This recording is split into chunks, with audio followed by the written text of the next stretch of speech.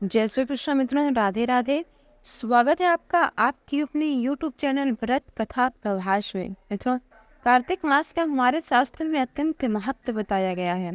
यह एक ऐसा मास है इसमें भगवान श्री हरि विष्णु को थोड़े ही दान तप और पूजन से प्रसन्न किया जा सकता है। इस मास में यदि आप थोड़ा सा भी भगवान श्री हरि विष्णु के निमित्त पूजन अर्चन दान पुण्य करते हैं तो इसका फल अनंत गुना होकर आपको प्राप्त होता है। तो आइए जानते हैं कि इस बार कार्तिक मास का आरंभ कब से होगा, कार्तिक स्नान कार्तिक का व्रत कब से करना है और इसका समापन कब होगा। यदि आप पूरे मास में कार्तिक मास का व्रत नहीं कर पा रहे तो आप कैसे कार्तिक मास में बिना व्रत के कार्तिक मास के संपूर्ण मास का फल प्राप्त कर सकते हैं। आइए वीडियो को शुरू करते हैं। मित्रों, वीडियो के अंत तक हमारे साथ बने रहें। वीडियो अच्छा लगे तो लाइक शेयर करें और चैनल पर नए हैं तो सब्सक्राइब कर बेल आइकॉन प्रेस करना ना भूलें।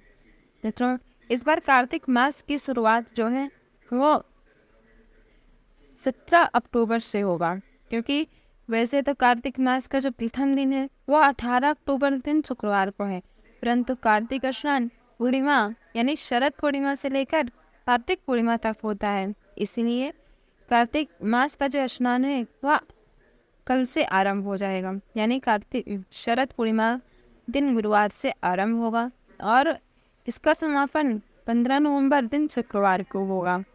कार्तिक मास में भगवान श्री हरि विष्णु के प्रसन्नता के लिए और साथ में माँ लक्ष्मी की प्रसन्नता के लिए प्रातःकाल ब्रह्म मुहूर्त में स्नान किया जाता है। यदि आप ब्रह्म मुहूर्त में स्नान ना कर पाए तो भी आपको दिन के 8 बजे तक स्नान अवश्य कर लेना चाहिए, क्योंकि कार्तिक मास में सूर्योदय के बाद 4 पहर तक देवताओं, वो भी 33 कोटि देवता जल में निवास करते हैं। ऐसे में जो मनुष्य कार्तिक मास में 8 बजे तक स्नान नहीं करता, देवता उनसे रुष्ट हो जाते हैं और उन्हें श्राप देकर जाते हैं। इसलिए कार्तिक मास में प्रातःकाल ब्रह्म मुहूर्त में स्नान, माँ तुलसी का पूजन, भगवान श्री हरि विष्णु के निमित्त दीपदान विशेष रूप से करना चाहिए। कार्तिक मास का पहला नियम यह है कि आप दीपदान करें। कार्तिक मास में दीपदान का विशेष महत्व है, क्योंकि कार्तिक मास में दीपदान करने से माँ लक्ष्मी अति प्रसन्न होती हैं।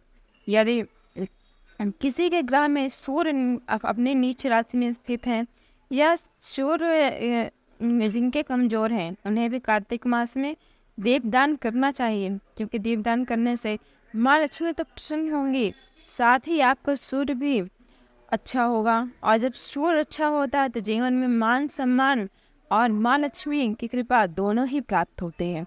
इसलिए कार्तिक मास में दीपदान विशेष रूप से करिए। कार्तिक मास का दूसरा नियम है कि आप माँ तुलसी का पूजन करना ना भूलें। कार्तिक मास में माँ तुलसी का पूजन, माँ तुलसी का परिक्रमा, सुबह शाम माँ तुलसी को दिया दिखाना अवश्य अत्यंत आवश्यक है, क्योंकि इस मास में माँ तुलसी के साथ स्वयं भगवान श्री हरि विष्णु निवास करते हैं। तो जो लोग कार्तिक मास में माँ तुलसी का पूजन करते हैं, उन्हें दीपदान अर्पण करते हैं, इनकी स्तुति करते हैं, उनका पूजन करते हैं, उनके ऊपर साक्षात जगत के पालनहार प्रसन्न होते हैं। और जिनके ऊपर जगत के पालनहार प्रसन्न हो जाए उन्हें किस चीज़ की कमी रहेगी, न तो आप खुद ही समझ सकते हैं। कार्तिक मास में यदि आपसे हो सके तो आप पूरे मास में तेल न लगाएं, सिर्फ नरक चतुर्दशी के दिन ही तेल लगाना चाहिए और पूरे मास में तेल नहीं लगाना चाहिए, ऐसा हमारे शास्त्र कहते हैं। कार्तिक मास में व्यर्थ के बाद विवाद से बचे। आप ऐसा नहीं कि जो मन में आए किसी को भी बोलते जाए, जितना आवश्यक हो उतना ही बोलिए। अगर आवश्यक नहीं है तो मौन धारण करिए, मन में भगवान का नाम का स्मरण करते रहिए, किसी की निंदा ना करें। ये भी एक प्रकार का बहुत बड़ा व्रत है, नियम है। यदि आपसे हो सके तो कार्तिक मास में प्रतिदिन एक तुलसी दल भगवान श्री हरि विष्णु को अवश्य समर्पित करें।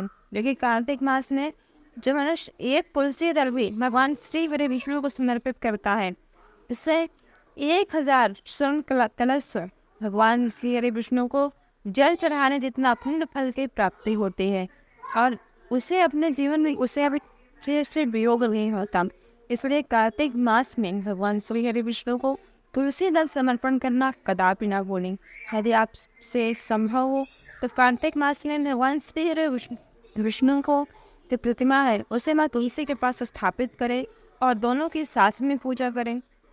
यदि आप ऐसा नहीं कर पा रहे हैं तो भले ही आप अलग अलग पूजन करते हैं, परंतु पूजन में तुलसी दल भगवान श्री हरि विष्णु को समर्पण करें।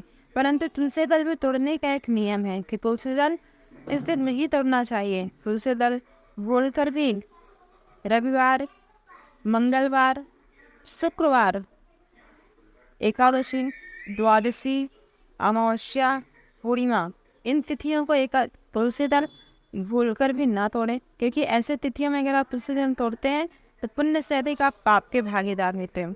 इसलिए तुलसी दल इन तिथियों से पहले ही तोड़कर रखें और पूजन के समय भगवान श्री हरि विष्णु को समर्पित करें। यदि आपसे हो सके तो आप कार्तिक मास में व्रत रखें। यदि आप व्रत नहीं रह पाते तो आप ऐसा नियम बनाइए कि हम दिन में 2 बार भोजन करेंगे, या अगर आप सामर्थ्य माने तो 1 बार भोजन का नियम बनाइए। यदि आप 1 बार भोजन नहीं कर पाते तो 2 बार ऐसा नियम बनाइए कि 2 बार ही अन्न ग्रहण करेंगे, 1 बार दिन में, 1 बार शाम के समय। अन्यथा जो आप सारा दिन मान लीजिए थोड़ा बहुत जो खाते रहते हैं वो अभी कार्तिक मास में आपको बंद करना चाहिए, क्योंकि कार्तिक मास एक ऐसा मास है जो बिना नियम के किसी को नहीं बिताना चाहिए। कार्तिक मास में यदि आपसे हो सके तो ब्रह्मचर्य का पालन करें, क्योंकि कार्तिक मास में ब्रह्मचर्य रहना चाहिए। कार्तिक मास में साक्षात भगवान श्री हरि विष्णु माँ लक्ष्मी के साथ आपके घर में निवास करते हैं, इसलिए भगवान श्री हरि विष्णु और माँ लक्ष्मी का पूजन करें और इस समय ब्रह्मचर्य का पालन करें। मित्रों, कार्तिक मास के महीना के और कार्तिक मास के जो 14 नियम हैं उसका मैंने एक अलग वीडियो बनाया है। आप चाहें तो डिस्क्रिप्शन बॉक्स पर लिंक दिया गया है, उसे जाकर देख सकते हैं। और हमारे चैनल पर आपको प्रतिदिन कार्तिक मास का महात्म, तुलसी माता की चालीसा प्रतिदिन आपको अध्याय टू अध्याय प्राप्त होते रहेंगे। तो हमारे चैनल के साथ जुड़े रहिए। चैनल पर नए हैं तो चैनल को सब्सक्राइब कर बेल आइकन प्रेस कर दें, ताकि आपको हर आने वाली नए वीडियो का नोटिफिकेशन आप तक सबसे पहले पहुँचे। तो मिलते हैं अगले वीडियो में, तब तक के लिए जय श्री कृष्ण।